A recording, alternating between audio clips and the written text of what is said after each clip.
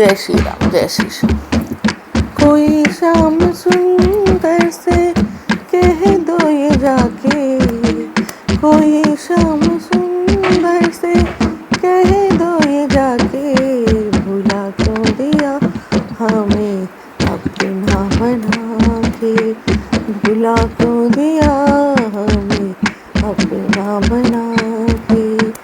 कोई शाम सुंदर से कह दो जरा के, को शाम सुंदर से कह दो ये जाके, भुला क्यों दिया हमें अपना बना के, भुला क्यों दिया हमें अपना बना के। अभी मैंने तुमको निहारा नहीं है, मैं तुमको निहारा नहीं है, तुम्हारे सिवा कोई हमारा नहीं है, हो तुम्हारे सिवा कोई हमारा नहीं है। चले क्यों गए शाम दीवाना बना के, चले गए शाम दीवाना बना के, भुला क्यों दिया हमें अपना बना के, भुला क्यों दिया शाम अपना। कोई शब्द सुंदर से कह दो ये जाके, कोई शाम सुंदर से कह दो ये जाके, भुला क्यों दिया हमें अपना बना के, भुला क्यों दिया हमें अपना बना के। अभी मेरी आँखों में आंसू भरे हैं, अभी मेरी आँखों में आंसू भरे हैं, जख्म मेरे दिल के अभी भी हरे हैं, हो जख्म मेरे दिल के अभी भी हरे हैं। चले क्यों गए शाम बंसी बजा के, चले गए शाम बंसी बजा के, भुला क्यों दिया शाम अपना बना के, भुला क्यों दिया शाम अपना बना। कोई शाम सुंदर से कह दो ये जाके, कोई शाम सुंदर से कह दो ये जाके, भुला क्यों दिया हमें अपना बना के, भुला क्यों दिया हमें अपना बना। अगर तुम ना आए तो दिल क्या करेगा, अगर तुम ना आए तो दिल क्या करेगा, तुम्हारे लिए ही तड़पता रहेगा, हो तुम्हारे लिए ही तड़पता रहेगा।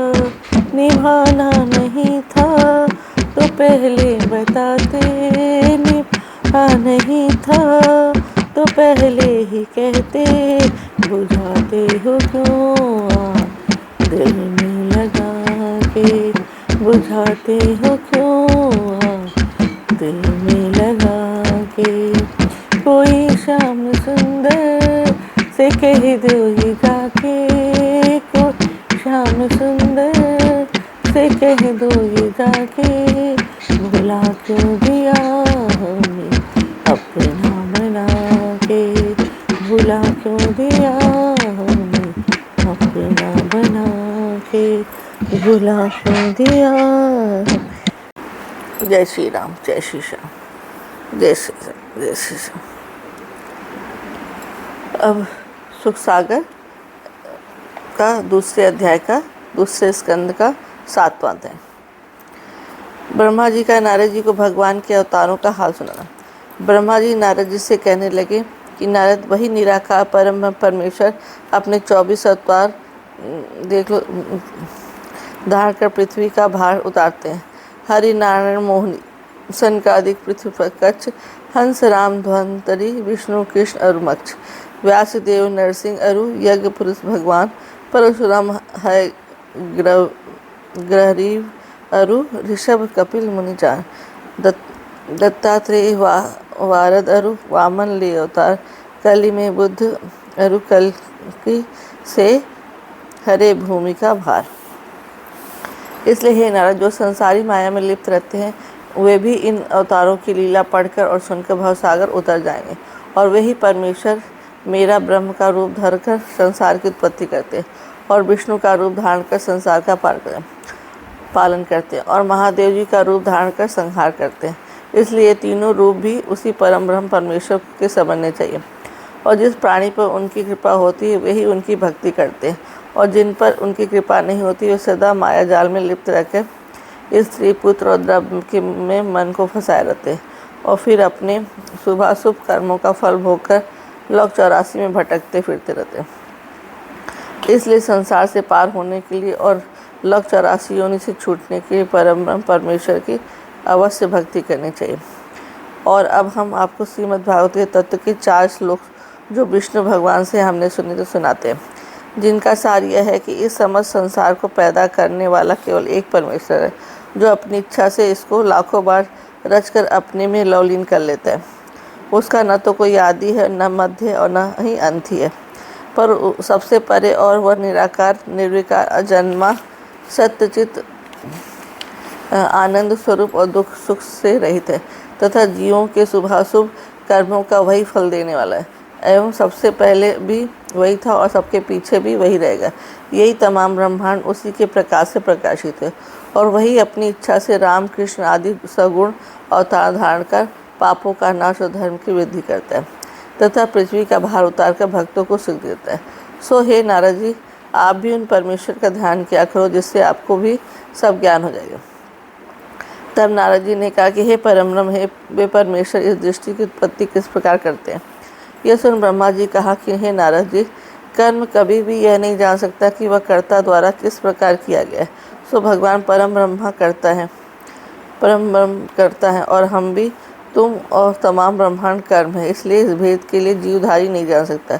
इस बात को केवल वही परमेश्वर ही जानता है कि सृष्टि की रचना उनकी माया में किस प्रकार की जाती है। उनकी माया वह इतनी प्रबल है कि किसी प्राणी से समझी नहीं जा सकती, किंतु हम ब्रह्मा जी, दक्ष प्रजापति, देवता सनकादिक, भृग, प्रहलाद, अन्य ऋषि और मुनीश्वर इत्यादि जिनको वेद का ज्ञान वे कुछ थोड़ी बहुत जानते हैं, परंतु जो प्राणी रात दिन काम, क्रोध, लोभ, मोह, अहंकार में फंसे हैं, रहकर स्त्री पुत्र और धन में लिप्त रहते हैं, वे तो उनकी माया के शब्दार्थ को ही जानते हैं, तथा जहाँ न तो कोई देवस्थान हो, जहाँ न यज्ञ, दान, तप, होम होकर भगवान की कथा होती, वहाँ कलयुग का वास रहकर सदा लड़ाई झगड़ा, झूठ, कपट, छल, छिद्र, अहिंसा और नाना प्रकार के कर्म होते रहते हैं। इसलिए उस स्थान में भूल करके भी नहीं जाना चाहिए। और आपसे अधिक क्या कहा जाए, सदा उस परमेश्वर के ध्यान में मग्न रहकर और संसारी माया मोह को त्याग कर संसार से पार उतरने का उपाय हर एक प्राणी को करना चाहिए। श्री सुखदेव जी कहने लगे कि ब्रह्मा जी से इस प्रकार भगवान की लीला और मूल भागवत के 4 श्लोक सुनकर नारद जी उनको प्रणाम कर प्रसन्न होकर बीड़ा बजाते हुए भगवान के ध्यान में मगन होकर वहाँ से चले गए। इति सुख सागर द्वितीय स्कंदे 7वां अध्याय। श्रीमन्नारायण नारायण हरि है, भजमन्नारायण नारायण हरि है। श्रीमन्नारायण नारायण हरि हरि, भजमन्नारायण नारायण हरि है। श्रीमन्नारायण नारायण है हरि, भजमन्नारायण नारायण हरि हरि। जय श्री राम, जय श्री श्याम। अब सुख सागर का द्वितीय स्कंद का 8वां अध्याय। राजा परीक्षित का श्री सुखदेव जी की वेद शास्त्र और धर्म कर्म आदि का हाल पूछना। श्री शिव जी कहने लगे कि हे ऋषिवर, राजा परीक्षित इस प्रकार ब्रह्मा जी और नारद जी का संवाद सुनकर बड़े प्रसन्न हुए और सुखदेव जी से कहने लगे, हे भगवान, अब आप मुझे कृपा कर उन 24 अवतारों का हाल सुनाएं जिनको इस परम ब्रह्म परमेश्वर विराट भगवान से मनुष्यों के कल्याण के लिए धारण किए, और स्वतः यह भी सुनाइए कि किन किन राजाओं ने उस भगवान की किस किस प्रकार की सेवा और पूजा कर मुक्ति प्राप्त की है तथा वेद पुराण और शास्त्रों का महात्मा व संसार की उत्पत्ति और प्रलय सुनाकर प्राणी किन किन पापों के करने से कौन कौन से कष्ट भोगता है, किन किन उपायों से मुक्ति को प्राप्त करता है, क्योंकि आपने अभी बतलाया कि परमेश्वर के अवतार की लीला सुनने से मनुष्य आवागमन के बंधन से छूट जाता है। राजा परीक्षित की इतनी बात सुनकर सुखदेव जी कहने लगे, हे राजन, आपने भगवान के अवतारों की बात पूछी है, इसलिए आपको धन्य है। अब मैं आपको उनकी लीला का कुछ वर्णन कर सुनाता हूँ, सो आप ध्यान लगा सुने। क्योंकि जो प्राणी मनुष्य का शरीर पाकर विष्णु भगवान की कथा वार्ता नहीं सुनता, उसका जन्म लेना संसार में धिक्कार है, और वह उस पृथ्वी पर बकरी के गलथनों की तरह भार रूप है। जब वे परमेश्वर चाहते हैं कि संसार की उत्पत्ति हो, तो उनकी इच्छा मात्र से संसार को नष्ट करने की होती है। सो अपनी माया के प्रभाव से तमाम चराचर जगत को अपने में लीन कर लेते हैं। जिस प्रकार मकड़ी जाले को बुनकर फिर वही जाल के तारों को अपने में समा लेती है, सो उन्हीं भगवान की कथा व लीला सच्चे मन से सुनने से सांसारिक सब सुख मिलकर अंत में मोक्ष हो जाती है। और हाथी से लेकर चींटा तक सब जीवों में उसी परमेश्वर का प्रकाश समझकर जीव मात्र को कष्ट नहीं देना चाहिए। इतनी कथा सुन श्री जी कहने लगे, हे मुनीश्वर, जो बात परीक्षित ने श्री सुखदेव जी से पूछी है, ये एक समय ब्रह्मकल्प में यही बात ब्रह्मा जी ने विष्णु भगवान से पूछी थी। इति सुख सागर द्वितीय अष्टमोध्याय। श्रीमन्नारायण नारायण हरि है, भजमन नारायण नारायण हरि है, श्रीमन्नारायण नारायण है हरि, भजमन नारायण हरि हरि, श्रीमन्नारायण नारायण हरि है, भजमन नारायण नारायण हरि हरि। आरती श्रीमद् भागवत जी की लीला है, आरती श्रीमद् भागवत जी दाता है सुख मुक्ति श्री की, जगही के द्वार से मुनीस बनाई, श्री सुखदेव जी से फिर गाई, सेनी परीक्षित मुक्ति पाई, सप्ताह यज्ञ विशेष विधि की, आरती श्रीमद् भागवत जी की, धुंधकारी से पापी तारे, दे बैकुंठ सभी दुख टारे, ऋषि मुनि जिसके गुण गाहारे, मिटत पीड़ा तन मन जी की, आरती श्रीमद् भागवत जी की, जिसने सुनी कथा मन लाकर, काम क्रोध अभिमान हटाकर, धन्यवा व मुक्ति पाकर, इच्छा फेर न वस्तु किसी की, आरती श्रीमद् भागवत जी की, सुख संपत्ति सुख देने वाली, भक्त नाम खेने वाली, दुख दरिद्र हर लेने वाली, हर नारायण माँ ते की, आरती श्रीमद् भागवत जी की, दाता है सुख संपत्ति, दाता है सुख मुक्ति श्री की, आरती श्रीमद् भागवत।